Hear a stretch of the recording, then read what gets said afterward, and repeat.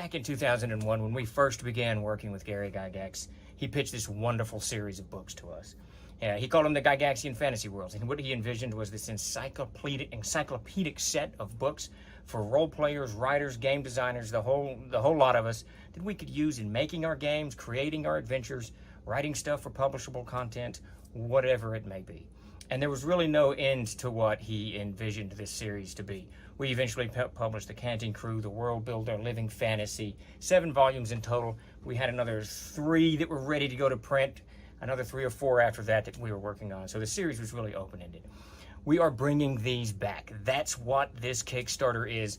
We've got 7 books online ready to be printed. We've got another 3 right after that we want to get it minimally out as we were working on them at the time. Those will be out definitely in PDF, depending on how well the Kickstarter does, and maybe even more than that once we kind of push beyond the necessary stretch goals and all that mess. But welcome to the what we're calling the Gary Gygax World Building Archives, and please give us your support. Share it around if you can. Pledge if you can. Whatever you need to do, whatever you can do for us and the memory of Gary Gygax, we very much appreciate it.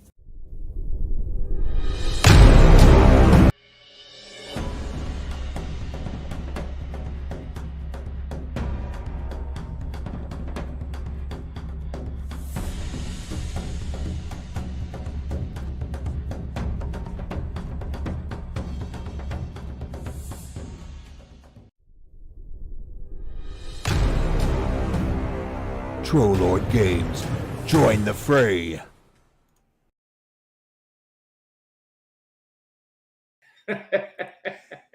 From the void comes Stephen Chenault. Yeah, there's no camera. I forgot to put that in there. It's one of those days. Go ahead and give your shit to us. Come on, send it on over. I'm ready. Yeah, there you go. Darkness has been cast on the fray. We'll fix that here in a minute. This stuff's not been messed with since I left, so. Good Lord. There we go, right here. Can people hear me? Speak to us. Oh, they can hear you. You can talk shit. Oh, good deal. Well, welcome everybody to the Dark Lord Dens thing, whatever we got going here. As Chuck finds the camera. It is today is April 2nd. What is this right here? That is not right. I don't know what that is, guys. Yes, I am in the void. I don't know. That's the wrong thing. I don't know what that is. It's on there. That's hilarious. Hold on a minute. I must have copied the wrong link. I don't know what that is. I am afraid in the dark. There you go. Let's try this again. Yeah. Boom! And we are out of the darkness and into the light. There you go. How's everybody doing today? It is a wonderful day here in the Troll Dens. We have been running around like rats as opposed to trolls for the last 2 days. I really don't know why, but it's a good thing. Getting stuff kind of wrapped up, which is good. The Dark Lord Oogler has returned. Good old Unky. I saw a lot of Dr. Peppers in there. I could use one. So thank you, Lando, and whoever else. So today is the first Ask Me Anything in a couple of weeks. We went up to GaryCon, of course, last week or 2 weeks ago. I don't even know when we went up. I think it was 2 weeks ago at this point. And last week, I think I wandered in on Tuesday, so I canceled the stream as I didn't get into like noonish or some such business. Always a fun drive down from Wisconsin. How's it going, Aero? How are you doing today? How's everybody doing today? So this forum is basically if you have any questions for me about Kickstarters we're running, the company, whatever, Kickstarters we finished, whatever it is. Yeah, there you go, Blood Wild. it was like grabbing some other thing, and it should have password box. It's Checks Notes Tuesdays. Oh yeah, that's about me. I wolf alone. That's all I can figure. It has been a relatively successful day. I managed to go to the DMV without the proper paperwork and sweet talk my way into getting a license plate. So that's always a win if you can do that. That's always a win. So I consider that a win. Of course, then we had to fix a truck. It's been an entertaining day. But I guess the cool news is let me go get it real quick.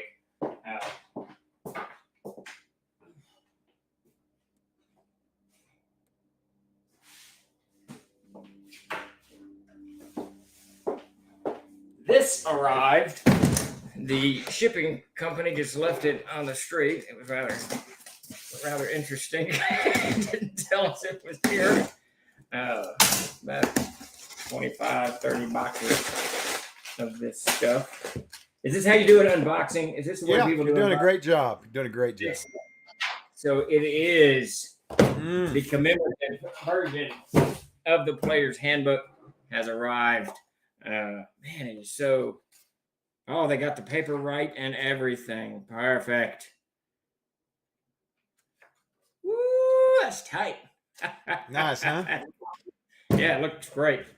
So now we have to sign this, Davis and Mac. And I have to sign this. I forgot the third one. We have to sign it and then stamp them. Getting everyone around, because obviously Matt Golan, for those of you who don't know, co-created Castles and Sage, co-founded Trollord Games. He does not work in the offices or even in Little Rock at this point. So it'll probably be this weekend before we can get his signature on it. Once those signatures are on, then they go off to everybody who pre-ordered them. If you have not pre-ordered, go ahead and put your order in. It will be rolling out very soon. Everyone who does pre-order one gets this 2520 patch free with your order. Super jazzed about that thing. Crazy days right here. So now you all have to sign them. Have Matt come over to sign them. Yes, and then Davis is on the road now, I believe, to come sign them this evening. And then we got to get them to Mac for the weekend. That's the way that will play out. So this is an older 60-pound offset paper. I'm very happy with it. Nice. It's so light too compared to this 70-pound gloss that we have. The pre-order. Sounds like. Yes. I could actually lift 2 boxes with ease. It was nice. Oh wow. Yeah, they can meet Vino's. Chuck knows how heavy these boxes can get. They can get real heavy. Chris says, question, did you decide whether it'll be feasible to make 2520 challenge coins? We are not going to make 2520 challenge coins, no. If that happens, we will let you know, but as it stands right now, we are not going to do that. We've got other interesting surprises. We got April surprise coming out. Of course, March's was the patch, and we've got more stuff coming as the year unfolds, as we celebrate 25 years of publishing and 20 years of Castles and Crusades, which is pretty cool. I've actually been doing, I've got 2 I need to send Grace. I've been doing very short kind of history pieces for, we put it on TikTok and Instagram and wherever, just so people can see where we've come from. Some of the weird and wonderful things that we've done. I kind of miss those old lightweight black and white RPG books. Me too. Thank you, Kuvanet and TLG Tim. I guess there's an anniversary going on today, Chuck. Is that what I'm led to believe? Evidently, this is our anniversary. At some point, we made affiliate. We've been affiliate for several years, so this must be the date. Oh, okay, I see. So I don't know what year, but So it's like triple anniversary. We got the affiliate, the publishing, that CNC. Let's see. Well, Chuck, so are we surprised? Question. I noticed on TLG's patch that CNC exists for 20 years. Congrats, of course. But if TLG exists for 25 years, what products did you make in the beginning years, 5 years of R&D? No, it was not 5 years of R&D. Touch of evil. Touch of what? Touch of evil. Yeah. Doer. Is that right? Touch of evil. Whatever. I'm horrible with internet names. But Touch, yes. So when we first launched the company in 1999, we put it together, and we had 3 small adventures in a setting book built around our own game system called Swords and Sorcery. And as soon as that came out, and as soon as D20 came out that next year, we began publishing D20. We did D20 up through 2004. And at the same time, we did Gary Gygax. We started publishing Gary Gygax in 2001. So between 2000 and 2004, we were publishing Gary Gygax, D20 material, some fiction, a Crusader Journal launch, some other stuff like that. That was our first 5 years. We shifted to CNC in 2004. We continued to do Dungeons and Dragons for a little while after that, then dropped it. When did we drop D&D? I'm not sure when we dropped D&D. I think it was after Gary passed, though maybe before. I'm not sure when we went all in on CNC. Amazing Adventures, Victorious, Tainted Lands, Star Siege, and other games. Uh, but then we didn't support. We did support 3.5, so we didn't support fourth edition at all. And fifth edition had been out a few years before we got in on that as well. So uh, the larger bulk of our time was Castles and Crusades, and of course we've quit supporting fifth edition, and we just support CNC now. And of course, Gygax has come back to the store. 1822.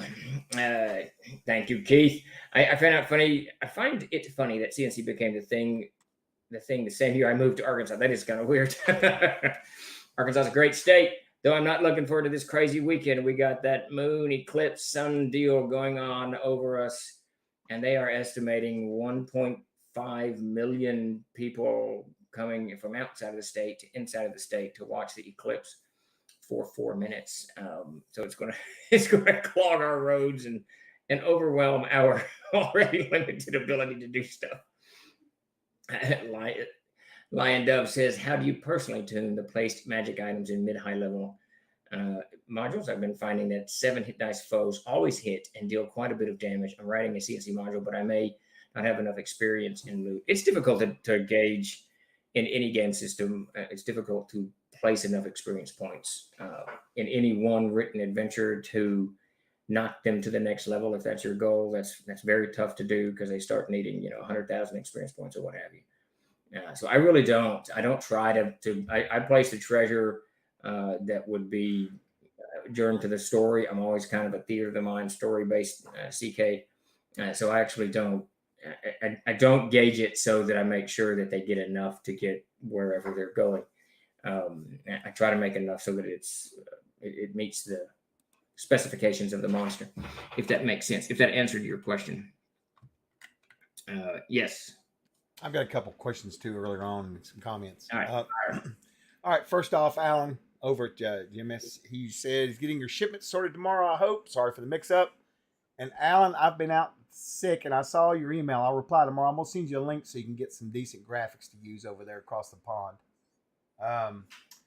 Let's see, Laramie Wall and Cannibal. They both asked pretty much, basically, what was your favorite part of Gary Con, and did you have a big surprise at Gary Con? Anything?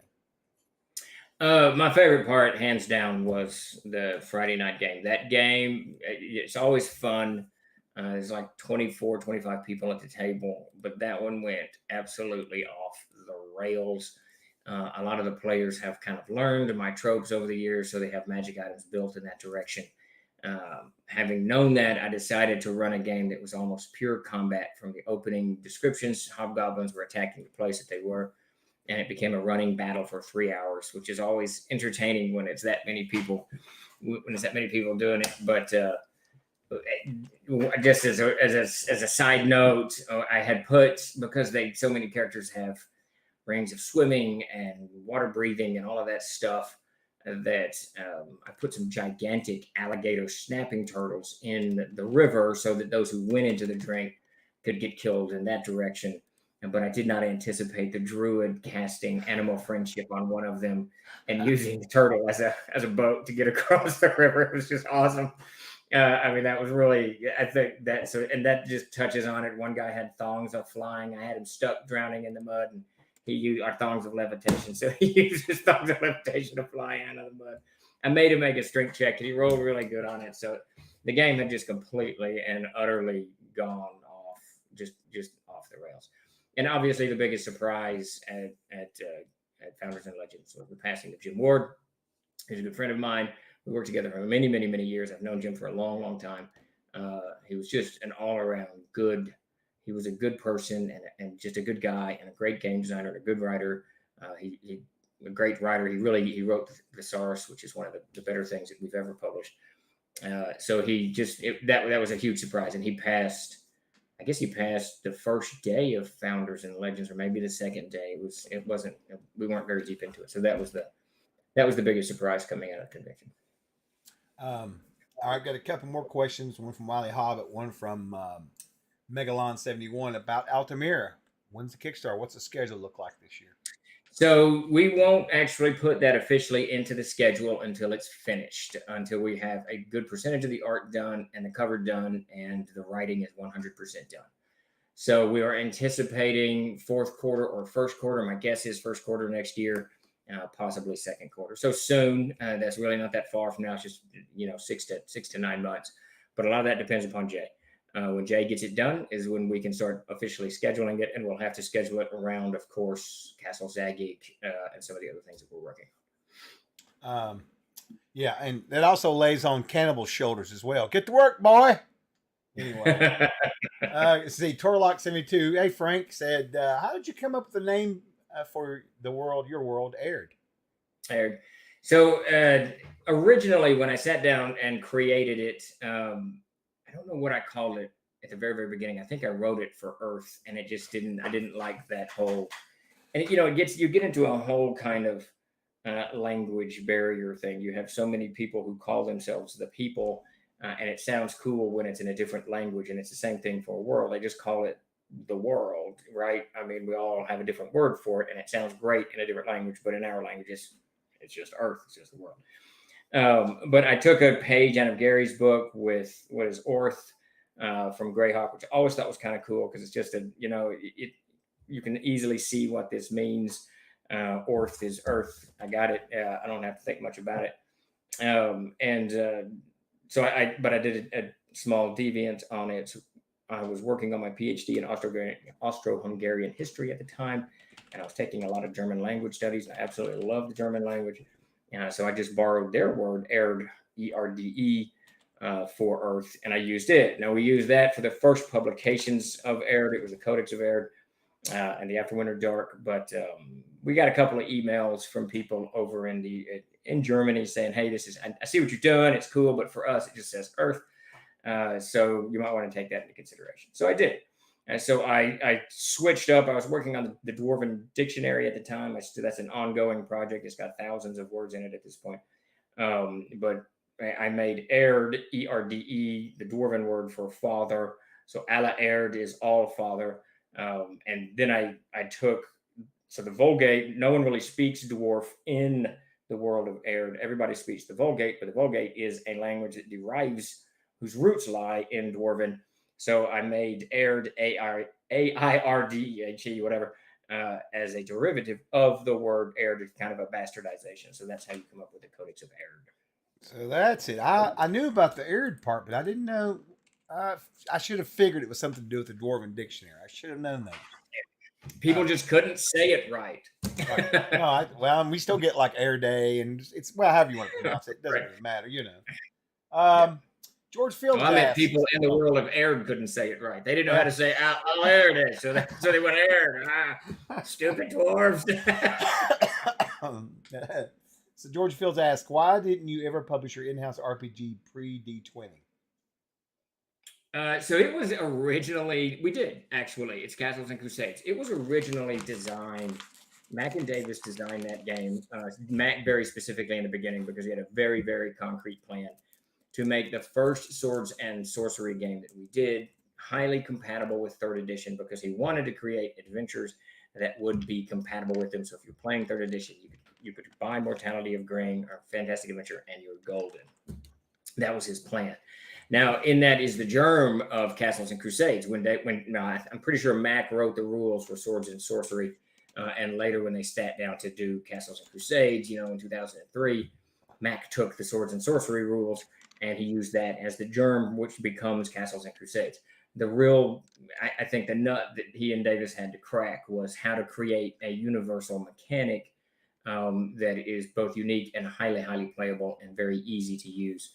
And that's where they left all of the D&D behind. But they both had tons of notes on how to do this. And I know you'd have to ask Davis and Mac. I know they spent evenings sitting on Mac and or Davis's front porch. They lived across the street from one another, drinking a little beer and smoking a little bit and concocting all of these rules that eventually became CNC. Okay. Let's see. Statler97 asked, how was the tournament at GaryCon? Curious to see your reply before I give mine. How was the what? The tournament. The tournament, I thought, from what I saw, and I was on the outside, Chuck and Jeremy ran this. They did a great job. I think it went really well. I heard nobody complaining about it. There was a slight mix-up with the victor in the end, but we got that fixed, and we'll get everybody their trophies and whatnot. Yeah. From what I gathered, it went well. I talked to Eric Piper. It went great. I mean, we're gonna have a meeting probably either Friday or next week and go over everything on what we can make the next one better. You know, that kind of thing. Yeah. Because there were things we weren't prepared for, like Jeremy getting horribly sick in the middle of all of that. Yeah. That was, and here I was, 2 a.m. drunk trying to type out emails. It was a bad deal. It was rough. Yeah. But it all came together. I think everything's good. It was really interesting because the first round and the first two parts of round one were very close. But then when we did the final three on Saturday night, one of the teams, the one that won, they crushed everybody. It was wild. And it had nothing to do with the scoring. We didn't tell anybody anything about it, so they didn't know. But it was amazing the difference, that second part. Yeah. Playing style. Yeah. But anyway, we'll be doing some more of those. We're working on it. Chris Dunneman asks, in regards to the white box sets, are there tons of those in inventory? Are they dwindling, staying in print, out of print, or will more be printed when they run out? They are dwindling, still in print. I don't have a quite number on them. I have a rough estimate in my head, but I don't know if we're going to reprint those or not. We Chuck and Jeremy and Davis are pushing very hard for whatever they're calling an introductory set or something, and that would essentially kind of, supplant the white box set. But people seem to like that white box set, so we'll see. Yeah, for sure. Let's see. Oh, this is good one from Sparky. He should be taken out and beaten. Did Dark Cool buy you something? Yes, redeemed Doctor. That's my son. Doctor. That's my son. Is it really? Thank you, Doctor. My youngest. Hey, Robert. Anyway, let's see. Sparky asks, question, what are TLG's immediate priorities for the next couple of months? What a question. Burning this place down. Burn it. So the immediate priorities right now are the Monsters and Treasure. That's the Player's Handbook is finished. We got a few pieces of art in it. CKG is finished. We're going to have to clean it up a little bit. I think it needs some whatever. But the Monsters and Treasure is the primary focus right now, and that's what we have dove into. Jeremy's working on Amazing Adventures. We will have the Amazing Adventures Player's Handbook ready to go to backers tomorrow, and hopefully the CKG by next week. It's still kind of stuck in editing. So Amazing Adventures and the core books are our primary focus. Obviously, in the shipping department, it's getting this guy out to you guys and the patch as well, and wrapping up the Kickstarter. So the next few months, our focus, once Amazing Adventures kind of goes on its way, our focus will be all on those 3 books. Now, me personally, I'm about a third of the way through the novel for Uric and Ava, so I'm hoping to get that done in the next few weeks. Made tremendous progress on that, and at the same time working on the Codex Infernum and going over and kind of cleaning up each of those entries. I'm close to being halfway done with that, and Zoe's sending over art. Looks really, really good.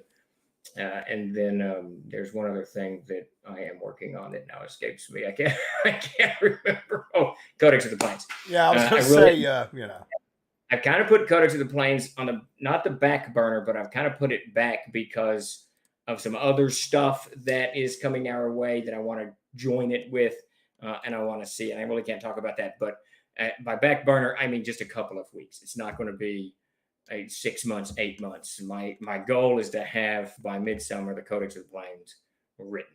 I'm still super jazzed about that. But my primary focus right now, next couple of weeks, core books, Amazing Adventures, getting these 5 books out to you guys so that we're all kind of brought up to speed. Okay. To play.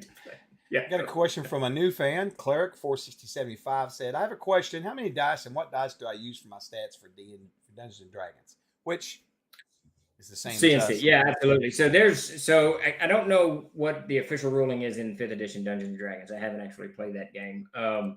We've got, I think, 3 or 4 ways to do it in Castles and Crusades, but hands down, my favorite is 4d6. You keep the top 3.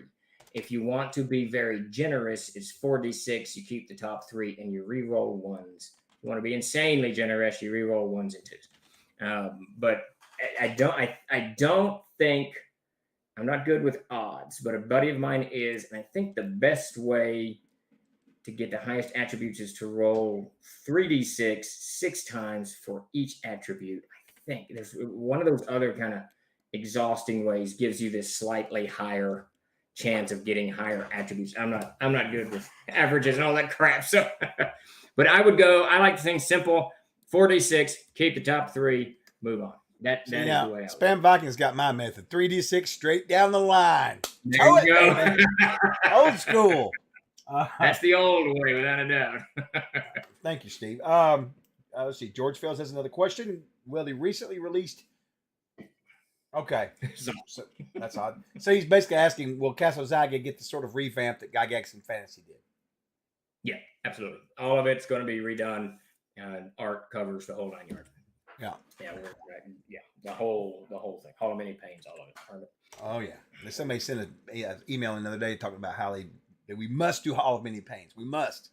So. Yes, absolutely. Statler asked about the Plains book, and he also wanted to know what was the status on Hermit at this point. So the Hermit got jammed up in the Gary Con madness.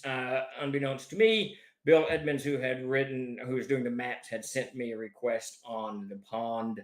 I had sent him TLG's version of the pond and not Gary's version of the pond.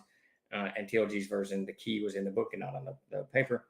So he didn't have it. So it sat for 2 weeks. I remember at the end of Gary Con, I stayed late for Jim's funeral. And the evening before, I Skyped Bill and I said, "Hey, where are we on the maps?" And he goes, "I'm waiting for you to answer my question." I was like, ah. So I got that to him yesterday.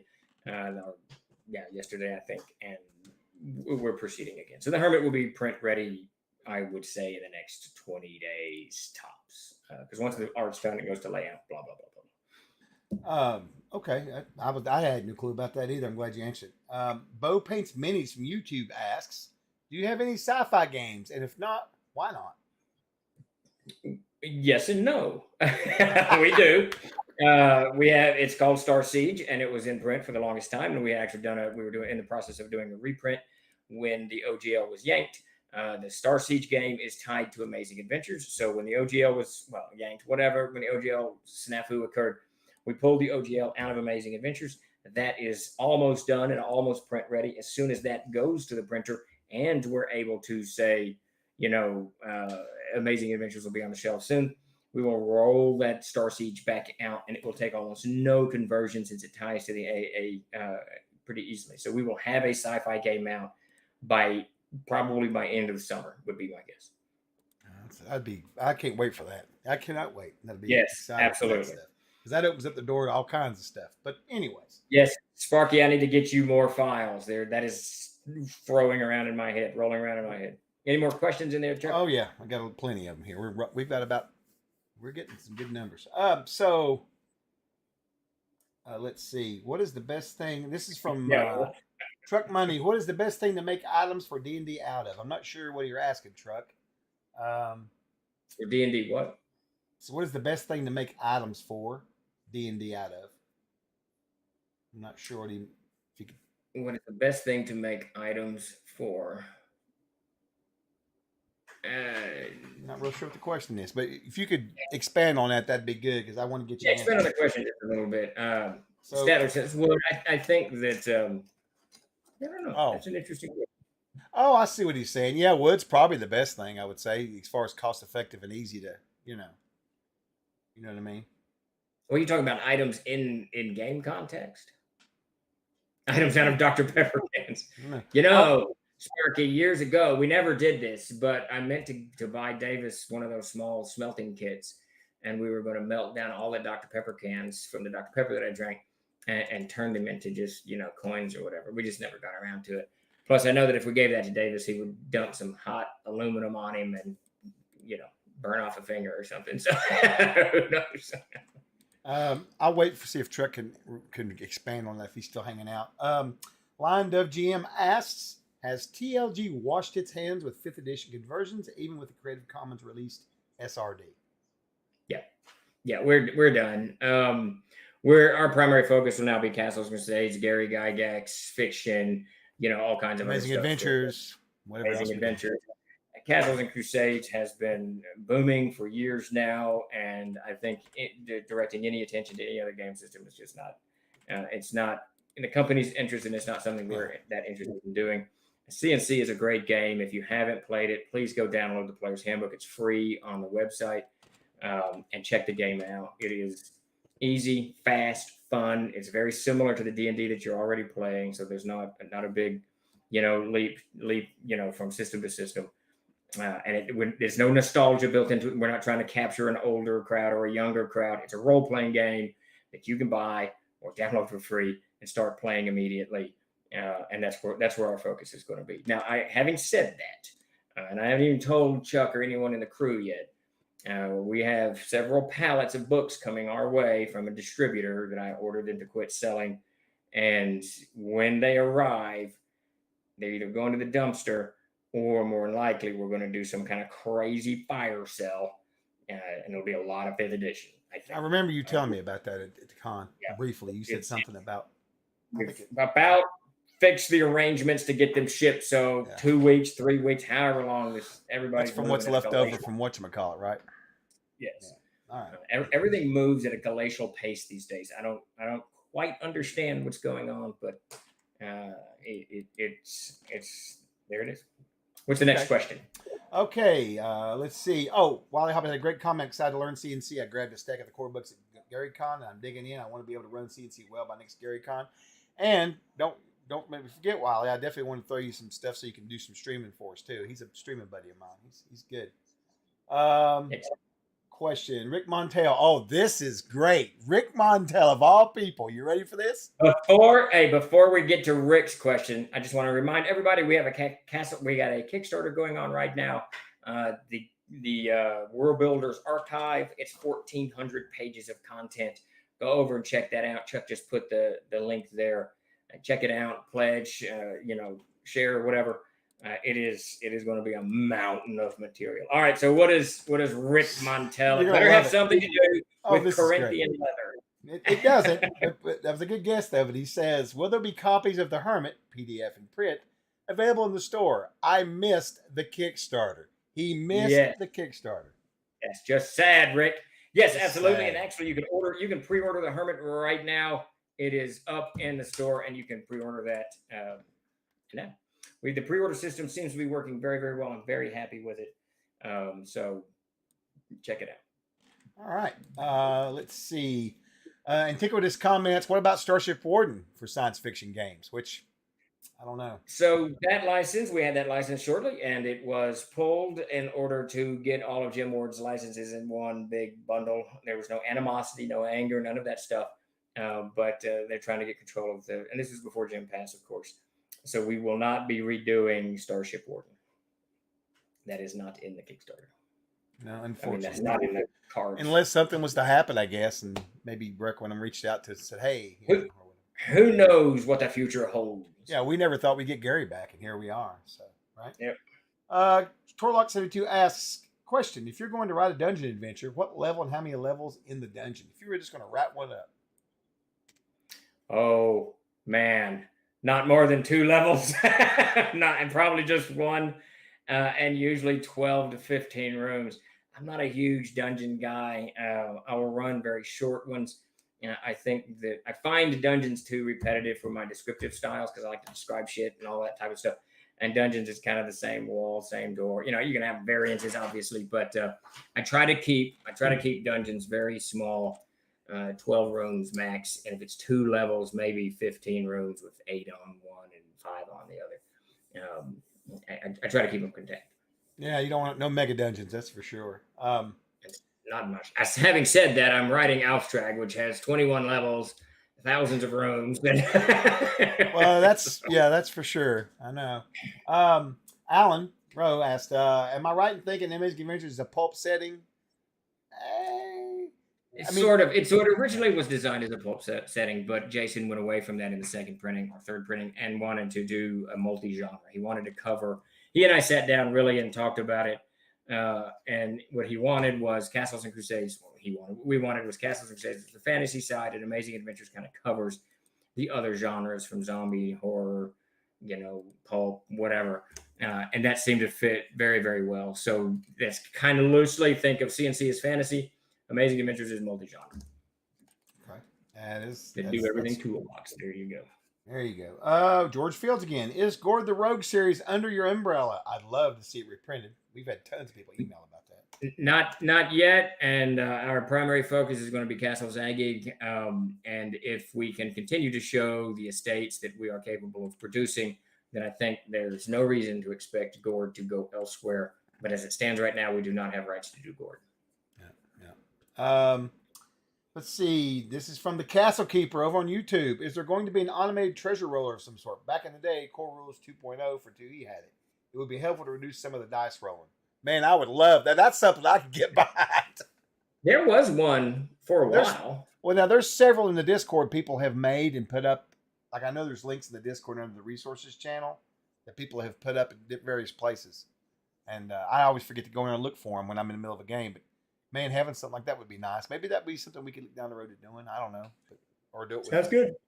The character manager is doing very well, so maybe it'd be a nice, whatever addition to that. Upgrade or whatever. Yeah, whatever. Yeah, that's not a bad idea actually. Ben Adams Knight asked. We do it. Yeah, we need shit, Smarky. Let's see. Ben Adams Knight asked, which CKG options, if any, worked best for one of your games? Oh, equipment crushing. I use equipment crushing all the time. Yeah. I love to destroy equipment, and I use that. I think that's chapter 5, 4. I can't remember. I also use the cave stuff and the outdoor stuff quite a bit, and then the hireling. I'm a big fan of that hireling stuff. I use the equipment. I use the wastage like you do, and I got that from you, right? But something I do use that you probably will be shocked to hear, I have a house rule at my table that if you're running a fighter, I'll allow you 2 extra advantages as you progress up the rule. I give them a little. Oh, interesting. Well, because I don't know. You look at the barbarian; he's got +1 more than he's got 1 less bonus, but all that stuff, right? So I give him 1 at 5th level, 1 at 10th, I think, an extra. But it has to be combat related. Yeah, no, I get the arguments.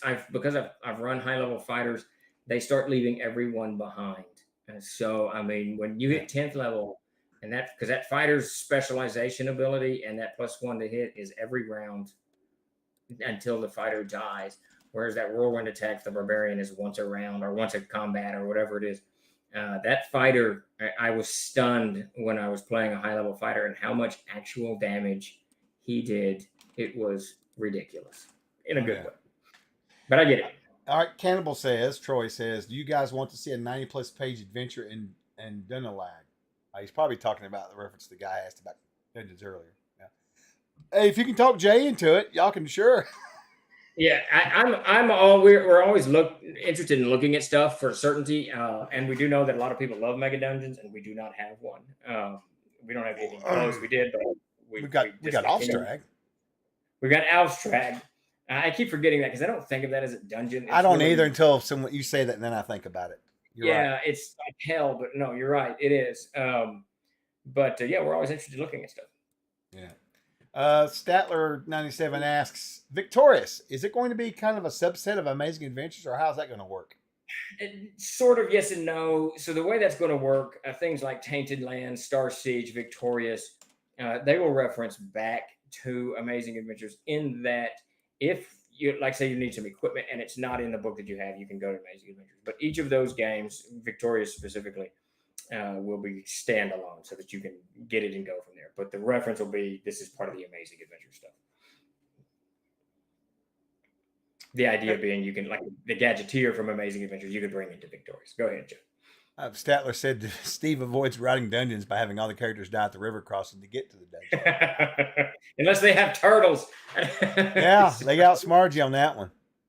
They did. I would think Memorial Tomb is definitely a mega dungeon. Now, that's something that we did not write. That was Ernie and Ben, but we just helped publish it and get it done. But it is a mega dungeon. Someone asked me the other day when we were going to run it here at the house, and I was like, man, I want to badly, but that is a serious commitment to that thing.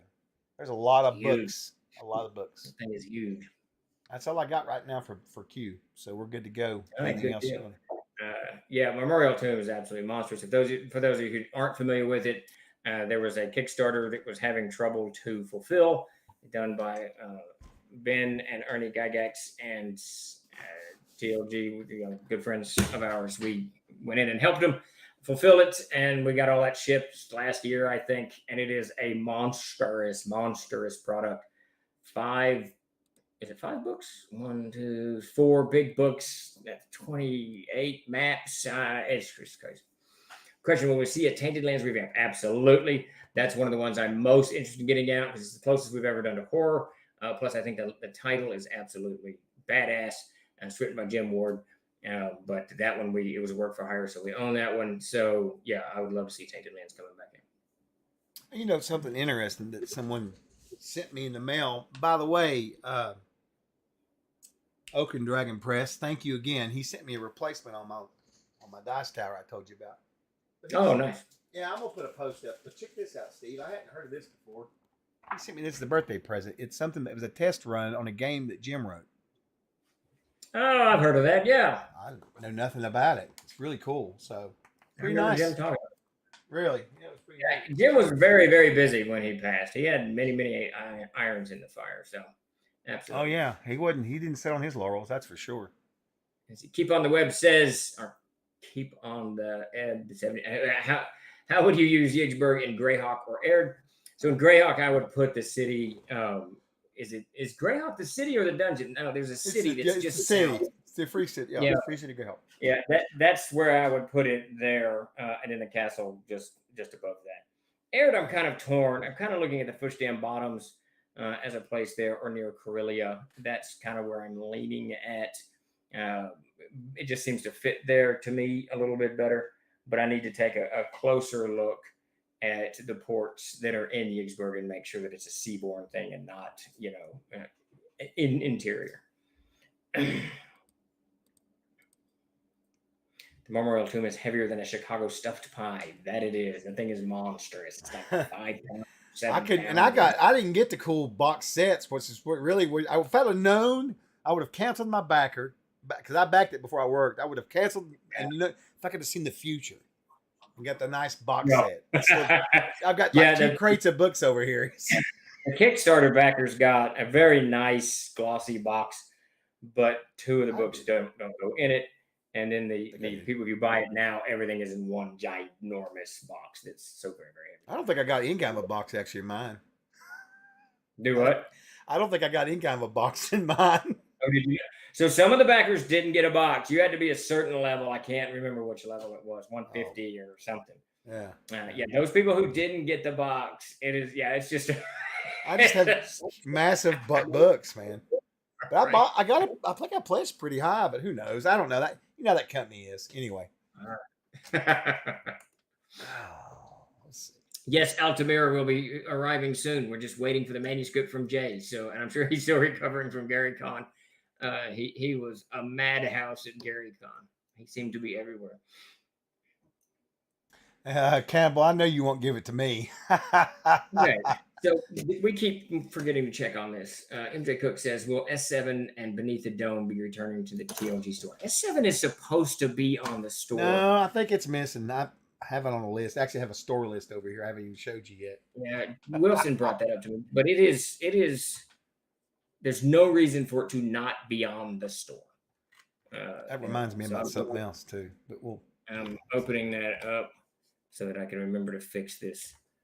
You can do curls with one. I've seen houses smaller than that damn box. It says in stock. Why is whatever kind of craziness? There's always something going on. Is it in there? Where's our advantage? I noticed how when we set this new store up, we were very adamant about only having like 9 categories, and now we've got 15 categories in here. I swear to goodness. That's why I laughed whenever you thought you'd keep it small. I was like, I knew it. It's not in there. What the devil? I think it was you and Davis that wanted to keep it small. No, it wasn't me. I knew better. I knew better than that. I don't know what's going on. It should be. I've got on my notes here, my store notes. I've got it right here. I'm looking at it. As well as some other stuff too, like Bourbon Outlandish and all kinds of wonderful things. Yeah. So maybe we should just take you should just get there one day for like 3 days. This is weird. It's saying that it's in that category. Okay. But it's not there. There's S1, 2, 3, 4, 5, 6, 8, 9. So S10 and S7 are missing. Well, this is just weird. This is weird. Published, public. All right, yeah, we got to figure this one out. It's always something going on. Yeah. Yeah, I don't know. So S10 and S7, we got to look at. All right. All right. I don't know. We'll fix it within the next 12 hours. It will all be fixed. 2 weeks. Anyway, let's see. Some more questions coming in. This is from Kedora. He said, is there a desert country in Aird? Just got my Kickstarter copies of Dark Tower, and I'm itching to run it in CNC. So, in the lands of Ursul, the closest you're going to get to desert is this area here. It's kind of wasteland. It's down to the left of the Confederation of Torque. And then there's over here off the map is the Great Desert. So you can, so that, I mean, if you want a real desert, that's like Sahara Desert type thing. But right. Yeah, down in, how do you do that? I can, I don't know, however, wherever. What's I that? can't point to it. I'm trying to point to it. I can't figure out right there. It's kind of desert. Okay. Let's see. Let's see. Oaken Dragon Press asks, what do you consider the core area for Aird? Well, the lands of Ursul. You're just pointing at it, actually. Yeah. So the world of Aird is a planet, and the lands of Ursul is this very tiny portion of that planet, and that's what you see behind me. So that's kind of where 3 dwarven kingdoms were built. It's where 2 of the main human tribes settled, and where one of the elven tribes settled as well. So you had and then of course where magic was first brought, or I should say formalized in the human context. So those lands became super, super important. Okay. Sparky says, actually, I skipped a line. Line Dove GM says, and thank you for the bits, by the way. Appreciate that. The mountain valley of Black Hills by the plains of Aktharos. Do you know of any published that is there? Anything published that's there? Yeah, so I don't think it's on the story yet. It is, I will get you the title right now, and it's one of those things that we have on the list to get up. I believe it was part of a Kickstarter. Nope, not that file. It is called Beneath the Silence, and Beneath the Silence takes place just north of those hills and on the edge of the plains of Akrathos. What is that? I can send you a cover. Chuck, Beneath the Silence? Yeah, sure. Yeah, and then you can put it in the thing. I don't even know about that. It's weirdly, I was looking at this yesterday because I was looking for an art piece. I want to say it was part of a Kickstarter, but many years ago. I've seen the art piece before. I know what that's from now, I think. Yeah, I don't know which Kickstarter that was from. All right, we got time for a couple more questions and then time to wrap it up. What else we got going on here? How many in-house campaigns does TLG have going? 2 at the moment. Let's see. 2 for me. Chuck's running at least 2, right, yeah. Chuck? I've got 3 going actually. So 3. Grace is running one, so like 6, I think. Yeah. Sparky said, I saw that the new Aird World map is now on the store. Any way for people who bought the original digital on the old store to get the new digital? Yeah, Sparky, you just go over there and you buy it. It's simple. I can't comment on that one. I know we put a lot of work into getting it updated. But I don't know. Yes, thank you, Johan. And weirdly enough, this one's too big for our normal shipping boxes, so we got to get different shipping boxes. Damn you, Chuck, Sparky said. Let's see. Looking at Castle Zag. This is from Wiley Hobbit. Looking at Castle Zag in Ygsburg on the TLG store. It looks amazing. Did WotC base their 5e dungeon, the Mad Mage, below Waterdeep on this? Maybe. So I'm not real versed. No, Wiley. Dungeon of the Mad Mage originally came from Undermountain, first edition. If I'm not mistaken. But wasn't there was a kind of a spoof Castle Greyhawk that they did for second edition. Something. I can't remember what. They did something like a parody or something funny, yeah. Yeah, someone's going to know what I'm talking about. Rick or Tyler, you know what I'm talking about. Some kind of parody for Castle Greyhawk or something. Tongue-in-cheek. Yeah, I can't remember the name of it either. Let's see. Cannibal asks, is there an existing map that is off that Aird map? I'm not sure what you mean by that, Troy. So if you're talking about this one here, the world map covers the entire world itself, and we have not fleshed out very much of the rest of it. We certainly haven't to this level. there's bits and pieces that we've done. The Marl, Chuck's done a lot of work down in Inklo, Naiad region, the Haunted Highlands up in the north. But the world map kind of goes off of this one over here. WG7 was a joke adventure. Okay, but that was Castle Greyhawk, right? Wasn't it? Yes, Castle Greyhawk. Yeah, Antiqua says. Yeah, that's what it was. I never read it. I saw the Goofy cover and I was out. I'm not a huge fan of Goofy in the RPG sphere. I really like, serious. Yeah. Yeah, yeah. Oh, let's see. Is there a higher resolution digital map available than the PDF version? I don't. Robert, I don't think there is. I don't think. No, we don't have. I mean, I'm sure Steve's got a high res on his computer or whatever, but the one we have on the stores of the new map, the new aired map. Is it not high res? It should be 300 DPI. Oh no, I think it is in the PDF because that's a pretty big, that's a pretty fat file size. So I would say it's probably 300 DPI for printing, so that's going to be massively big. Yeah, I did compress it though, whatever that means.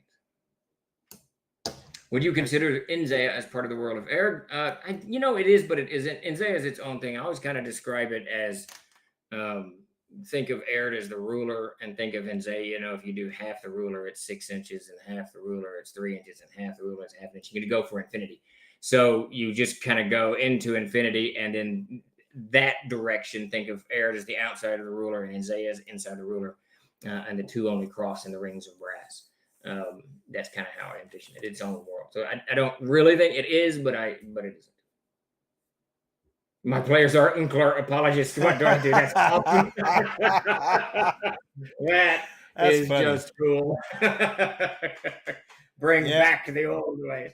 He was a good guy. But that scene from the Life of Brian when they're in the terrorists are in the little thing and they're like, what have the Romans ever done for us? Well, they brought us education and roads and public safety and health. And that's what Unclar did. He he cleaned the roads up, he made it peaceful, Hey, that's right. Peace in our time, That's right. That's right. Someone asked earlier, I think it was some of them on YouTube, but here's one of the links. Lando sent this over. There you go, guys. If you want a treasure generator, there's one right there. I know that's one that's listed in the Discord. Anyway. We do need to wrap it up. Do we have any questions floating around? Or if not, I'm going to raid us out of here. All right, we're going to raid out. I want to thank everybody for showing up. I believe there will be a stream in the morning, world building, and then we'll be back on Thursday. Everything should slide back into kind of a normal tone around here. Stick around. We've got all kinds of stuff coming. We've got the core books coming very, very soon. Super excited about all of that. Just mountains and mountains of art, some cool stuff. Got the White Dragon in yesterday. Loving it. Oh, man. I can't wait to see that. Yeah, I need to send it over to you. Yeah, it's just all kinds of stuff. So I'm excited. Thank you all for sticking around. And thank you all for joining us today in the Ask Me Anything. Yep. And we'll be back tomorrow morning hanging out. So come by and see us. We're going to get on out of here because it's time for my one meal of the day. I can't wait. I've waited all day. So. It's time to eat. We'll see you guys later. Thanks so much. All right. Evening.